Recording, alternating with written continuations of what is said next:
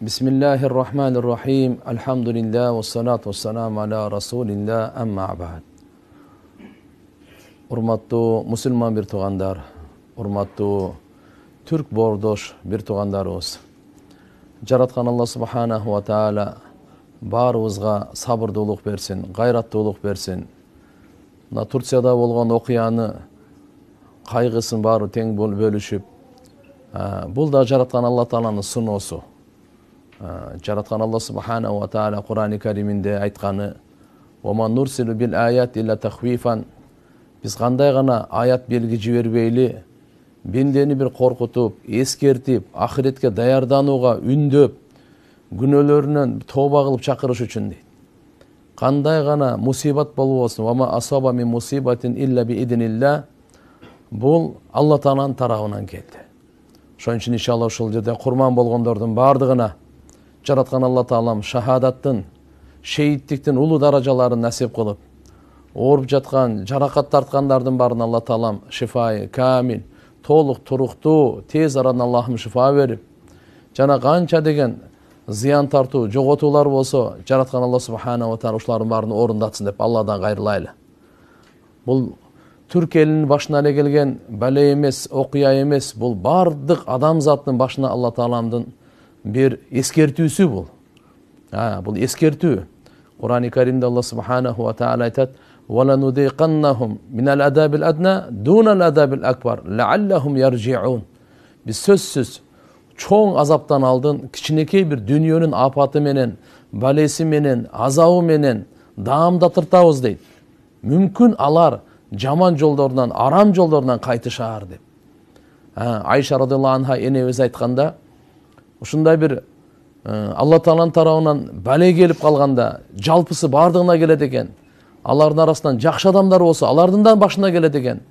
Ушундай келе береби дегенде пайгамбарыбыз айтып жооп берген. Ооба, жакшы адамдардын башына да келип калат, жаман адамдардын кесепетинен жакшы адамдардын башына да келип калат. Качан күнөө жалпыланып кеткенде. Бирок кыямат күнү ар бири özünün niyetine jaraşa tirilet деген. İnnema yub'asun nas ala niyatihim. Adamlar özü niyetine jaraşa tirilet. Bирок bu dünyada azap gelip kalganda, ошо жаш наристелердин башына, жаш балдардын, кандай деген канча деген намаз кылган адамдар, канча деген мусулман, таква адамдардын башына дагы бардык ушундай келип калат экен.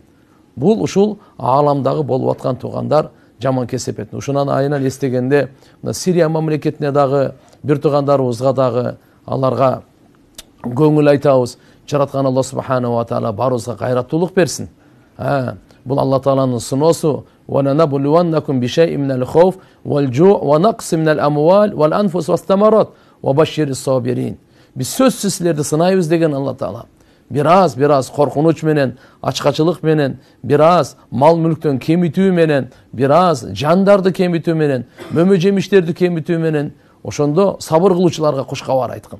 الذين إذا أصابتهم مصيبة قالوا إن لله وإنا إليه راجعون. Başına musibet жеткендер алар эмне деп айтышат? Biz Allah'a таандыкпыз. Жана баарыбыз Allah'a кайтып барабыз. Ошон үчүн мына өзгөчө жакындарынан ажырап тургандар, көз жашын жерге тамызып тургандар, ошолорго айтарыбыз: Biz дагы Allah'a таандык, алар дагы Алла таандык. Гайрат кылыңыздар. Жараткан Allah subhanahu wa ta'ala бул аркылуу иншалла Кудай кааласа Allah Taalам жакшы күндөрдө насип кылат. Албетте Умар ибн Абдулазиз рахматулла алейх өзүнүн доорунда ошо жер титирегенде, ушул ааламда мусулмандардын амири болгон. Жер титирегенде ааламдагы ошол жердеги мусулман башчыларга кат жазат эле. Силер садака бергиле дейт эле. Садака бергиле дейт эле. Ал эми ушул баленин келгени бардык мусулмандарга эскертүү, сыноо. Az Allah Taalам баарыбызды сынап атат. Эмне деп? Келиңиздер, ширкти, куфурду, күнөөлөрдүн бардыгын таштайлы. Мойнубуздагы Allah Taalанын важип болгон аткара турган милдеттерди аткарайлы. Истегенде урматтуу мусулман бир туугандар, Пайгамбар саллаллаху алейхи ва салламдын мубарак хадистеринен айта турган болсок, ушул Allah Taalанын бул шамалы, жер титирөөсү, айдын күндүн тутулуусу бул адам баласын ушу ахиретке эскертип, коркутуп, эстетип, кутурганын таштап жакшы жолго түшсүн деген ушундай бир эскертме экен да бул. Пайгамбар саллаллаху алейхи ва саллам айтат, ошо салатул кусуф деп мына ай тутулуп, күн тутулган ушунча чоң нерселер тутулуп калгандан кийин, ушундай чоң нерсе жер титирегенден кийин Бул кичинекей инсан Алланын алдында алсыз экенин сезет. Бул эч нерсеге колу жетпеген, алсыз экенин, муктаж экендигин сезип турат да. Ушундай кылып кусуфта ай тутулган, күн тутулганда ушуну көрдүңөрбү? Анда фафзау иля дуаихи. Алла Таалага дуага, ушуга силер аракет кылгыла, ушуга силер шашылгыла. Ва иля зикрихи ва истигфарихи, зикрине, истигфара шашылгыла деп. Бул жер титирөө, караңыз канча деген адамдардын жанын алып кетти өзүнө. Эки жер титирөө бар да. Бул бир жер титирөө өзүнүн жанын алып кетет, адамдардын жанын өзүнө алып кетет. Эртеге кыямат күнүндө да бир жер титирөө бар, адамдарды кайра жерден чыгарат да. Азыр өзүнө бардык адам жердин үстүндөгүнүн бардыгын өзүнө ичине камтып алат бул.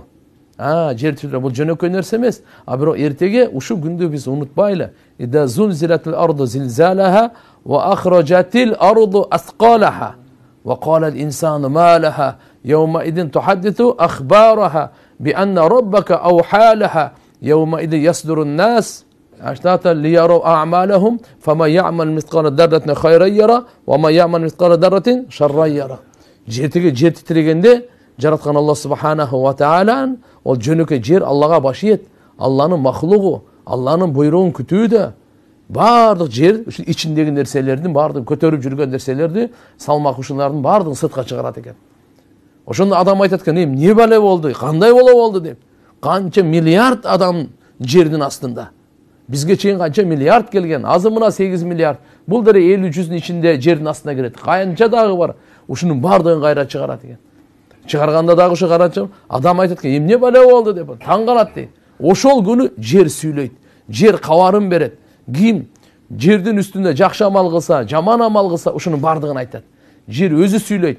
Алла Тааланын өкүмү менен өзүнөн өзү эле сүйлөй бербейт. Алланын буйругу менен мен үстүмдө сажда кылган, Куран окуган, садака берген, жакшы иштерди кылган, же Кудай сактасын, зына кылган, арак ичкен, арам иштерди кылган, уурулук кылган, кан төккөн, жана башка жер буга күбөлүк берет. Ошолдо адамдар топ-топко бөлүнөт экен. Ошо жакшы адамдар өзүнүн жакшылыгын сөз сообун көрөт. Жаман адамдар жамандыгынын күнөөсүн көрөт. Фама я'мал мисқала дарратин хайра яра.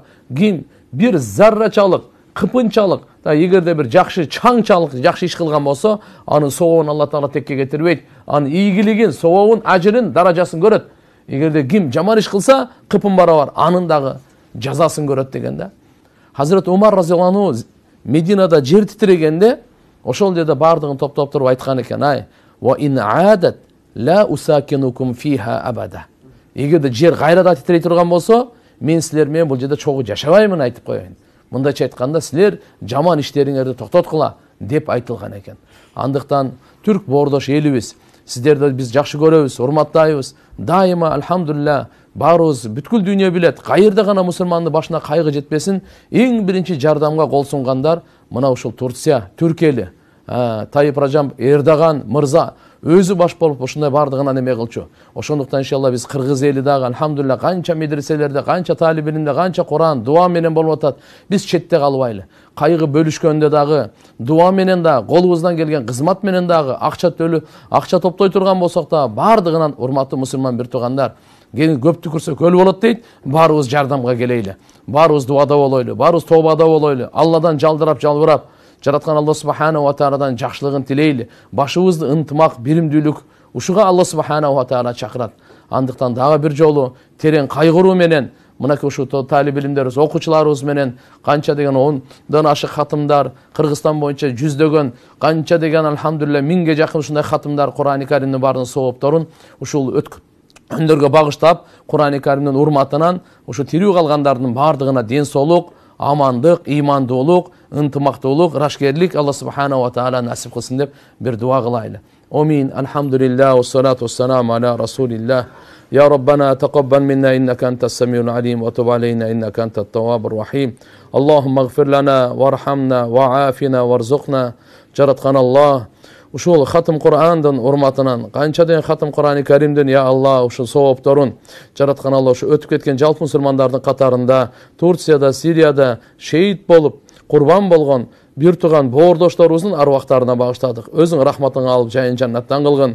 Аллахым Кур'ани Каримдин урматынан баарыбызга чын тооба кылганга, жараткан Алла сыратыл мустакимга бекен болгонго өзүң тоофик берген. Ошол жерде жаракат тарткандардын баарына я Аллахым өзүң шифа берген, ооруп аткандарга шифа берген, гыжалат болуп аткандарга гыжалатчылыгын өзүң кетирген, баардык кажеттерин я Алла өзүң орундаткын, муктаждыктарын орундаткын. Жараткан Алла өзүң дуаларды кабыл кылуучусун, өзүң жардам берүүчүсүн, өзүң ахиретибизди оңдоочусун, дүйнөбүздү да оңдогун, ахиретибизди да оңдогун. Мусулмандардын башын бир кылгын. Аллахым мусулмандарды бири-бирине күйүмдүү, райымдуу кылгын. Бардыгыбызга я Алла тоба насип кылгын. Жараткан Алла дуаларыбыздын бардыгын өз даргахында кабыл кылгын. Ва саллаллаху аля набийил карим ва аля алихи ва асхаби ажмаин. Курсанчылык күндөрдө өзүң я Алла өзүң буйруп насип кылгын. Би рахматыга я